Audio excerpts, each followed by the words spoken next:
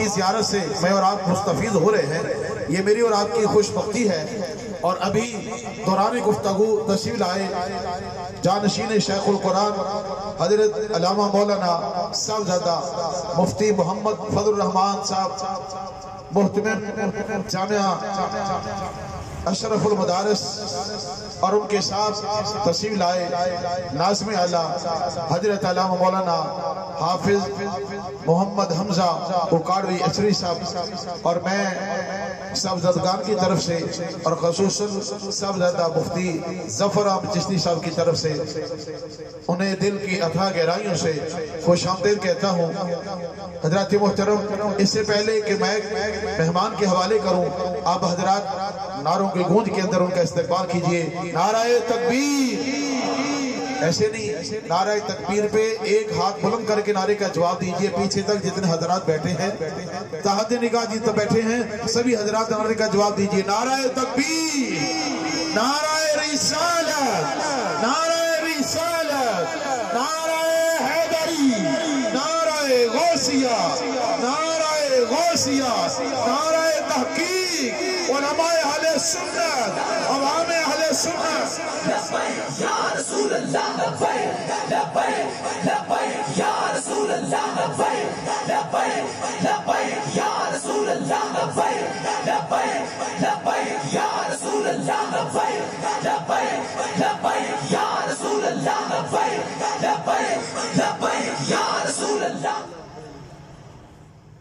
الحمدللہ الحمدللہ رب العالمین، والصلاة والسلام علی سید الانبیاء والمرسلین، اما بعد فاعوذ باللہ من الشیطان الرجیم، بسم اللہ الرحمن الرحیم۔ واتبع سبیل من اناب الی، صدق اللہ العظیم۔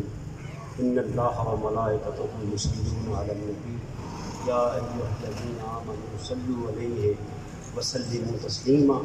الصلاۃ والسلام علیک یا سیدی یا رسول اللہ، الصلاۃ والسلام علیک یا حبیب اللہ، الصلاۃ والسلام علیک یا رحمۃ للعالمین، وعلی آلک واصحابک یا شفیع المذنبین۔ محترم صدر مجلس مفتی ظفر احمد چشتی صاحب، یادگار شیخ الحدیث، یادگار شیخ القرآن حضرت علامہ صاحبزادہ فضل الرحمان اکاڑوی صاحب، قاضی غضنفر صاحب، صاحبزادہ مستفیض شرپوری صاحب اور دیگر علماء کرام، حاضرین مجلس، السلام علیکم ورحمۃ اللہ وبرکاتہ۔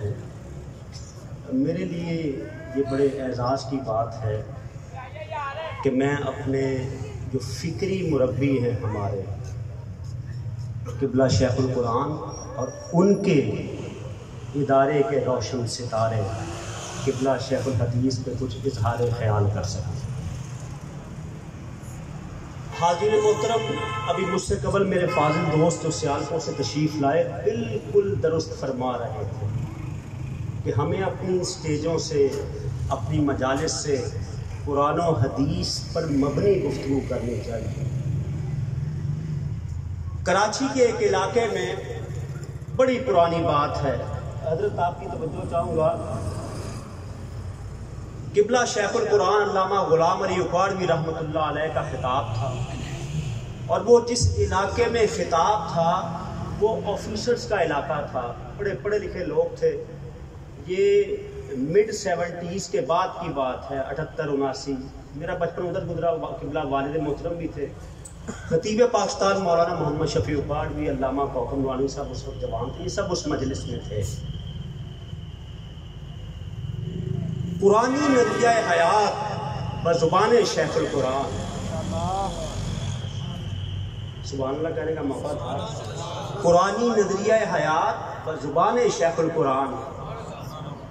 والد صاحب کی ماشاءاللہ جب سے یہ ادارہ بنا، بلکہ ہمیں اعزاز ہے کہ اس کی انہوں نے اینٹیں لگانے میں بھی اپنا رول پلے کیا۔ فرماتے ہیں قبلہ نے جو تقریر کی نا، میں نے قبلہ کی اس سے قبل ایسی تقریر نہیں سنی۔ تو چونکہ والد صاحب سوال بزرگوں سے کرتے تھے، محبت تھی، کہنے گے حضرت، اور سارے بڑے بڑے آفیسر، بڑے باہر گاڑیاں کھڑی، سب رو رہے، بشمول اقاڑوی صاحب اور دیگر لوگ، والد صاحب نے کہا قبلہ آج کیا بات ہے؟ ابوالبیان تو آپ کا لقب ہے ہی ہے، ہم آپ کو عرصہ دراز سے سنتے آ رہے ہیں، آج وجہ کیا ہے؟ آج آپ نے منظر ہی بدل دیا خطابت کا، حضور کچھ ارشاد فرمائیے۔ تو قبلہ غلام علی اقاڑوی رحمۃ اللہ علیہ نے فرمایا کہ محمد حنیف میرے بیٹے عزیز، میں نے جب منبر رسول پر کی سیڑھی پر پہلا قدم رکھا تو میرے دل میں خیال آیا کہ میدان حشر میں اگر میرے کریم نبی نے پوچھ لیا غلام علی تو مجموع کے مجمع لوٹ لیا کرتا تھا، بتا میرے لیے کون سی تقریر کی ہے؟ نعرہ تکبیر، نعرہ رسالت، فیضان حضور قبلہ شیخ القرآن، فیضان حضور قبلہ شیخ الحدیث۔ غلام علی رحمۃ اللہ علیہ کہ تم تو ابوالبیان تھے، میرے لیے جو تقریر کی، بس کہتے ہیں میری قلبی اور روحانی اور فکری کنیکٹیویٹی تاجدار کائنات کے ساتھ ایسی ہوئی، میری نظر مجمع پر نہیں رہی، محمد مصطفیٰ پر رہی ہے۔ تو یہ کنسپٹ ہونا چاہیے کہ ہم منبر پر جو کچھ بیان کر رہے ہیں ہم اللہ کے لیے یا اس کے نبی کے لیے بیان کر رہے ہیں۔ ہمارا مقصد اپنی خطابت کا جوہر منوانا نہیں، ہمارا مقصد اپنے افکار عالیہ کی دھوم مچانا نہیں، ہمارا مقصد اپنی علمی رشات تحقیق کا سکہ جمانا نہیں، ہمارا مقصد یہی ہونا چاہیے کہ ہم نبی کے غلام ہیں، کیونکہ نبی کا جو غلام ہے ہمارا وہ امام ہے، نبی کا جو غلام ہے ہمارا وہ امام ہے۔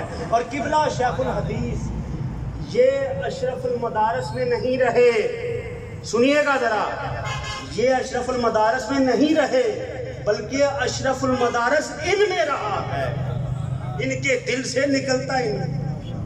خطیب پاکستان مولانا محمد شفیع اقاڑوی رحمۃ اللہ علیہ خود فرماتے قبلہ شیخ الحدیث ایک بار کہیں سفر سے واپس آئے تو اشرف المدارس میں کورا کاغذ، سادہ کاغذ کہتے مجھے دیا اور کہا مفتی صاحب اس کاغذ پہ جو آپ کی ڈیمانڈ ہے لکھ دیجئے، میں سائن کر دوں گا، کراچی آ جائیں۔ لیکن قبلہ کہتے ہیں میری عادت تھی جو مسئلہ بھی آتا ہے اس طرح کی آفر آتی میں قبلہ شیخ القرآن پہ، دیکھیے بزرگوں کا ادب، یہ بزرگوں کا ادب ہے۔ میں بڑی تحدیث نعمت کے طور پر عرض کروں، بڑے بڑے نامی گرامی محققین مصنفین دنیا میں آئے چلے گئے، لیکن اس طرح جانے کے بعد اللہ والوں کو جو خراج عقیدت پیش کیا جاتا ہے یہ بزرگوں کے ادب کا بھی تصدق ہوتا ہے۔ کہتے ہیں میں نے قبلہ شیخ القرآن سے ذکر کیا تو انہوں نے منع نہیں کیا، یہ کہا کہ مفتی صاحب ہمیں آپ کی ضرورت ہے، بس مفتی صاحب فرماتے ہیں اس کے بعد میں نے تہیہ کر لیا کہ میں اس ادارے کو کبھی نہیں چھوڑوں گا۔ دیکھیں دنیا سے چلے گئے، آج بھی ان کی پہچان یہ ہمارا مادر علمی ہے۔ اللہ کریم اس ادارے کو بھی سلامت رکھے۔ میں چند باتیں جو قبلہ نے مجھے جو میں ان سے سیکھا عقیدے کے اعتبار سے وہ آپ کے سامنے عرض کرتا ہوں، اور زیادہ وقت آپ کا نہیں لوں گا، موسم کی شدت آپ کے سامنے ہے، واپس بھی شیخ الحدیث کی بارگاہ سے داتا کی نگری میں جانا ہے۔ وَاتَّبِعْ سَبِيلَ مَنْ أَنَابَ إِلَيَّ، کہ پیروی کرو، اتباع کرو اس کی، اللہ فرماتا ہے جو ہماری طرف رجوع کرنے والا ہو۔ حضرت قاضی ثناء اللہ پانی پتی تفسیر مدری والے مرزا مدر جانے جانا کے خلیفہ اور مرید، وہ اس آیت کی تفسیر میں لکھتے ہیں کہ اس سے مراد صدیق اکبر کی ذات ہے، اس سے مراد صدیق اکبر کی ذات ہے، کیونکہ جب آپ نے کلمہ پڑھا دائرہ اسلام میں آئے تو آپ کی پیروی میں جمیع صحابہ، پھر ان کی پیروی میں کتنے صحابہ جو ہیں نبی پاک کی غلامی میں آ گئے۔ تو قرآن یہ ہمیں اصول دیتا ہے کہ جو صحابہ کا سٹینڈر ہے ذات مصطفیٰ کے ساتھ نسبت کا، وہی سٹینڈر ہم نے قائم رکھنا ہے، اور یہی ہمیں قبلہ شیخ القرآن نے سکھایا، یہی ہمیں قبلہ شیخ الحدیث نے سکھایا۔ اور دوسری آیت قرآن کریم میں اللہ نے فرمائی سورہ توبہ میں کہ وَالسَّابِقُونَ الْأَوَّلُونَ مِنَ الْمُهَاجِرِينَ